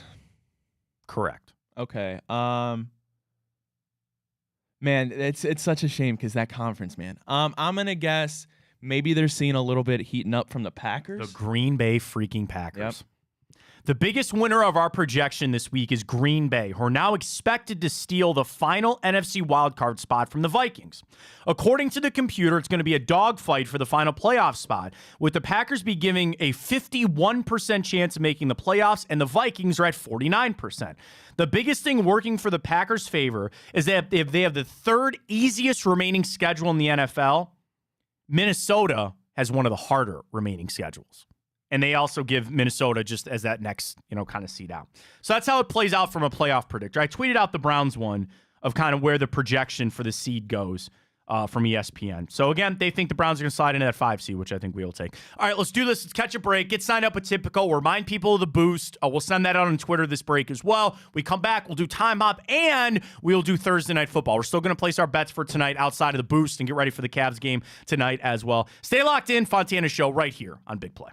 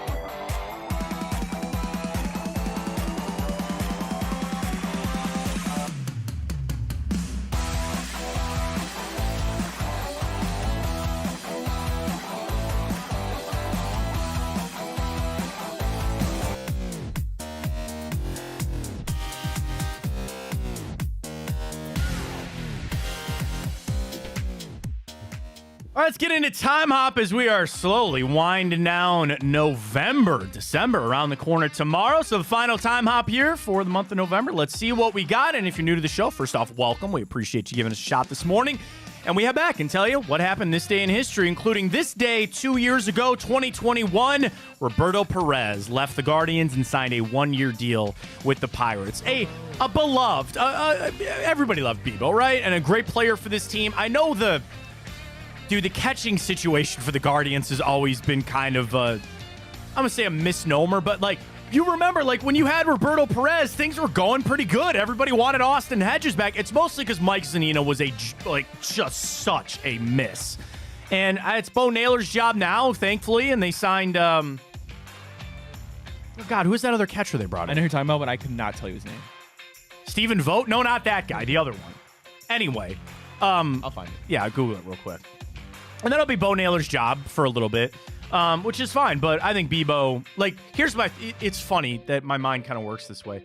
You think about players that'll come back, 5 or 10 years down the road and are at Guardians Fest, or the Browns do this with their alumni events. and guys that you would willingly go up to their table to say hi or get an autograph, I think a lot of people would go up to say hi to Roberto Perez. You know what I mean? Like, was he a star player on that team? No. But like when they do Guards Fest, in a couple of years when he's retired, you put him at a table, and I think people would love to go up and take a picture with him and get a handshake and all that kind of stuff. So, I really kind of think you can find the guy. Is it Christian Bethencourt? That's it, Bethencourt. That's it, Christian Bethencourt. They brought in to kind of help out there with Bo Naylor. Also, this day, 2021, LSU named Brian Kelly their new head coach. Would you have rather stayed at Notre Dame or gone to LSU? And he had been in Notre Dame for so long, and I think he maybe had worn out his welcome there. He's going to have a Heisman Trophy winner this year in Jaden Daniels. Yeah. All I can think about, and it's just going to be the one thing, is that video of him being super, super cringy in the locker room with that recruit who then flipped his commitment. Oh, I thought you were going to mention something about Cincinnati with Brian Kelly. Oh, well, yes. That too. Is Brian Kelly a good college coach? I'm asking. I don't know. It's definitely up for debate. I'll tell you that. I don't know. If you don't know, I guess maybe that's probably not a good thing. Also, speaking of catchers, this day, 2018, the Indians traded Yan Gomes. I was sad to see Yan Gomes go. He went to the Nationals. You got Jeffrey Rodriguez, who they traded away. Daniel Johnson, who's not here anymore, and a player to be named later who I don't even know who it was. Who? I've never heard of any of those guys. Never. Yeah, no good.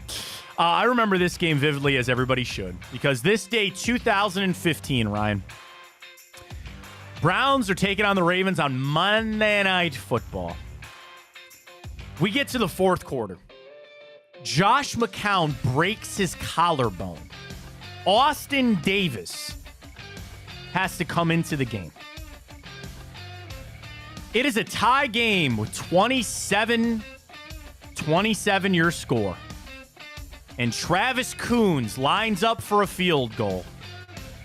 That then gets blocked and returned for a touchdown on the Browns' own version of the kick six. And they would fall 33-27 on Monday Night Football. Do you remember who returned that? I remember he had a funny name. I'll find it for you in a sec. I remember the kick because everybody used to yell at Travis Coons. I remember, I think it was like Danny Shelton trying to hawk him down. Yeah, trying to run him down. The Browns fall. That would be their 6th straight loss. And they lose it on the kick six, if you will. Will Hill. That's it, Will Hill. Will Hill, 64-yard blocked touchdown return. The crazy thing is, the Browns got a 42-yard touchdown pass from Austin Davis to the Rabbit, Travis Benjamin, with 1:47 to play to tie the game at 27. Then you line up for what should have been a game-winning field goal. They block it and they return it for the touchdown. It's kind of funny that I will bring something else up in time hop in just a second. This day, 2014, Browns fall to the Bills 26-10. Brian Hoyer started through 2 interceptions. This was the debut of everybody wanted to see, Johnny Manziel. Not debut, but I remember he came into that game. He went 5 out of 8 for 86 yards and rushed for a touchdown. And after that game, the Manziel thing was on. Everybody said, start him, want to play him. We all know how that played out. This day, 2013, number 3, Ohio State takes down Michigan. Braxton Miller, 133 passing yards, 2 touchdowns. He had 153 rushing yards and 3 touchdowns, 5 combined touchdowns for Braxton Miller. Carlos Hyde, 226 on the ground and a touchdown. Ohio State ran for 393 yards. Michigan scored with 26 seconds to go. They went for 2 to tie it and lost. Oh, no, I'm sorry. They lost. It was 42-41. They went for 2 and didn't get it. Is that Devin Gardner? Was 2013 the Zach Bourne year where he decked him and stood over top of him? That might have been it. I don't know. I have to look that up. So I mentioned that the kick six or whatever, the block 6 for the Browns. How ironic is it, Ryan, that this day 2013 was also the kick 6? An Iron Bowl? Chris Davis, 109 yards. Auburn beats Alabama. Auburn would go to the SEC championship game. Alabama fell to 3 and didn't go to the national championship. They lost to the Sugar Bowl, and Auburn would then lose to Florida State in the championship game. So you had the Browns block 6 this day 2015, and then 2 years earlier was the kick 6, Auburn, Alabama in the Iron Bowl. That's how it goes. This day, 2004, Ken Jennings, 74-game win streak on Jeopardy came to an end. He won $2.5 million. Absolute GOAT. Yep. To a musical side of things, this day, 1982, the album Thriller was released from Michael Jackson. And then also this day, 1979, Pink Floyd released The Wall. I would say two of the most iconic albums of all time, released on this day, just 3 years apart. This day, 1876, the first ever Thanksgiving college football game was played. Yale beat Princeton 2-0. Hell of a score. I don't know how that scoring was back in the day, but it was 2-0. Yale beat Princeton this day, 1876, on the first ever Thanksgiving game. Very happy birthday goes out to the aforementioned Braxton Miller, Bo Jackson, Winston Churchill, and Mark Twain, all celebrating birthdays today on the 30th of November. So there you go. Before we get to Thursday Night Football, wanted to update our Twitter question one final time this morning. Sorry, the Seahawks are going to go to the throwback uniforms tonight. Does that impact your pick for tonight at all? No. No? Okay. No. All right, final update on our Twitter question this morning. Which quarterback do you think gives the Browns the best chance to win? Or make the playoffs, 66-34. Still Flacco way over DTR. With where we're at today, I don't expect them to make an announcement today. I think it's just going to be continued on, Ryan, of concussion protocol for DTR. We know it'll be Flacco. We all kind of assume it'll be Joe Flacco. We'll see what Kevin Stefanski has to say later today. Really, all of my focus is going to be on Myles Garrett's shoulder and Amari Cooper's ribs. That's really where I'm at, for the Browns later today as they're out of practice at UCLA. So it's really the injuries outside of DTR that I'm most concerned about. This game, though, I already got a weird feeling. It's Thursday. And I don't really have a vibe for this game. And that's not good. That's not good. When I just don't have a feel for it. And maybe it's because it's been such a crazy week. Maybe it's, the week after the holiday. I think with us starting with Ohio State and kind of that wrapping up so much, I don't really have just a vibe for this game. I think them being out there on the West Coast is an impact. Them speaking later in the day. I don't know, but am I the only right? Ryan, do you have a vibe for this Browns-Rams game this weekend? I just don't have one. No, I don't really have a vibe. It's almost a similar vibe to what I had going into the Broncos game of just so much uncertainty. I do think the Broncos were a tougher team than the Rams will be. I think that's clear. Obviously, the Broncos are much more hot. They have a better defense, per se. I'm just concerned, especially with Denzel Ward. Obviously, you have the two-headed monster with Puka and with Cooper Kupp. Matt Stafford is coming off of a 4-touchdown game. They have some momentum going for him. And it's just so hard to win on the road, especially when you are halfway across the country. And I saw a tweet, Matt, from our guy Dollar Dog Nick here, our show writer at Big Play. And can you tell me, a little trivia for you, I'm flipping the roles. I love it. The last Browns quarterback to win a game on the West Coast. Okay, so the West Coast, let me qualify it by saying that would be both LA teams, San Francisco, Seattle, Arizona. Does that count? I'm not sure if he's including that. So Arizona, I feel like the last game we played there was Baker and we lost. Remember that game that was James Conner that rushed for 4 touchdowns? Or was Kenyon Drake? Somebody in that game rushed for like 4 touchdowns. Rushed for like 4 touchdowns in that game. The last San Francisco game was Sunday night. Also, Baker got smoked, and Nick Bosa was talking all that crap to him. We just played in Seattle. Didn't win that. Was it the Chargers? No. Oh, shoot. Because we lost that with Baker as well. Oh, yeah. My brother's at that game. That's right. That's what I kept thinking. So those are all the last games that we've played. You're going to have to go back 11 years. Holy God. Well, 11 years would be... It was on December 2nd, 2012. Colt? Oh, is this some obscure, No, you know him for sure. Everybody knows this guy. Johnny Manziel? You ready for it? Yeah. Brandon Weeden. Oh, my God. Talk about a throwback. Who'd he beat? Oakland at the time. Oh, what? Oh, my God. Holy cow. Woo. No. There's no way. What was the game that we played Oakland? It was still on the baseball field, and Nick Chubb rushed for all those yards. Did we not win that game? Let me take a look. I'm not trying to disparage Nick there. Like, I believe his research. But there was a game, I vividly remember that it was 2018. I remember 2018, you were at Oakland. Oh, no, we lost in overtime. That's right. Nick Chubb rushed for 2 touchdowns in that game. Gosh darn it, that's right. We lost in overtime. Wow. Been a minute. Wow. Been a minute is certainly where we're at. That is it. All right, let's get to our bets tonight for Thursday night football. The Seattle Seahawks traveling to AT&T Stadium to take on the Dallas Cowboys. We already got it, Ryan. I'm excited for that we get the throwbacks tonight. I don't even care what the spread is, Matt. I have no idea. I haven't looked a thing at the game. Give me the Cowboys at home. All right. Seattle Cowboys.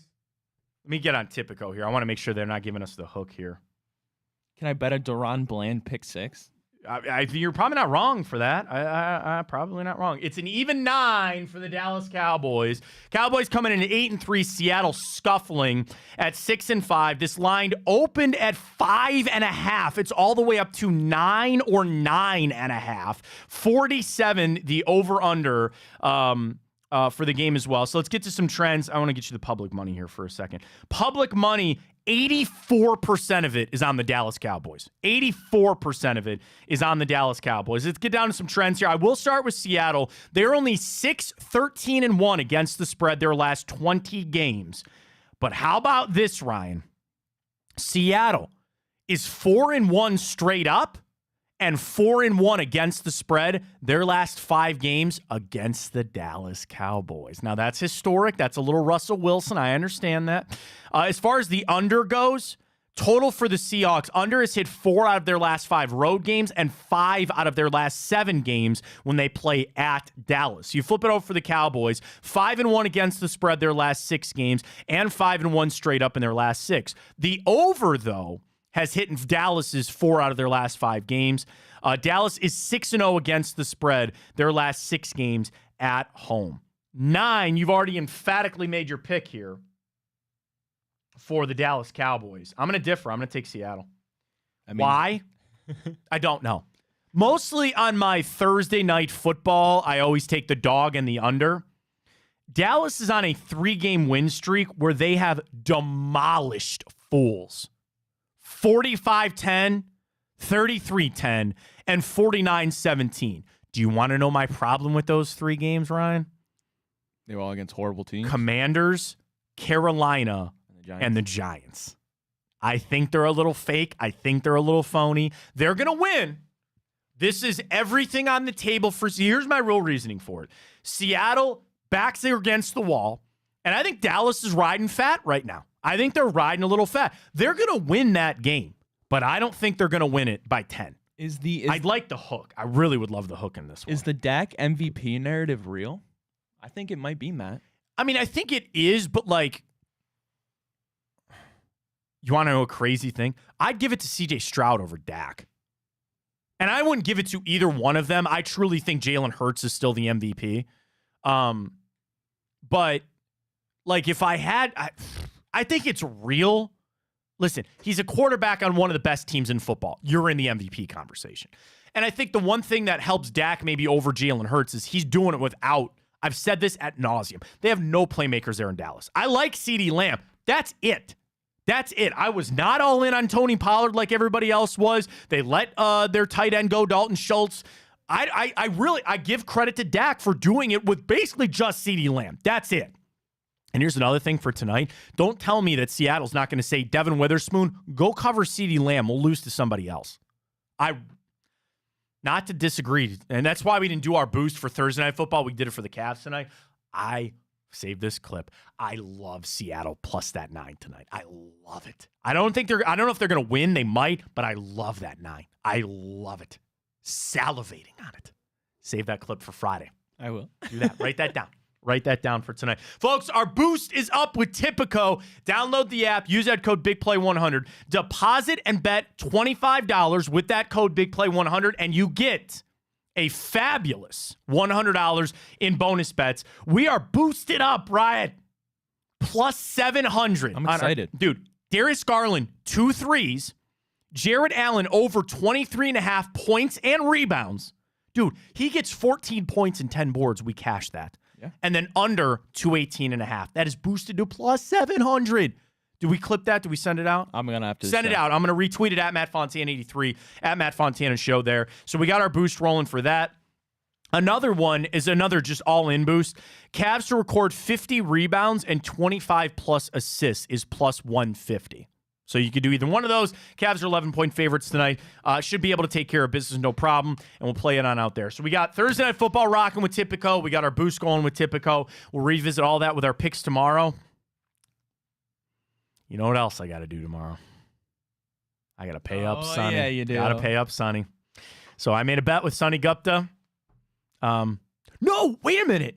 Oh, no, they covered. Yeah, I was like, what are you I talking thought for about? a second, I got confused that it was 6 for some reason, and it wasn't. Didn't even get close. So I owe Sonny a delicious bottle of whiskey. I will ask him, not on the air, but remind me there's no joke tomorrow. I need his address. Send me his address, or where he wants me to send it to.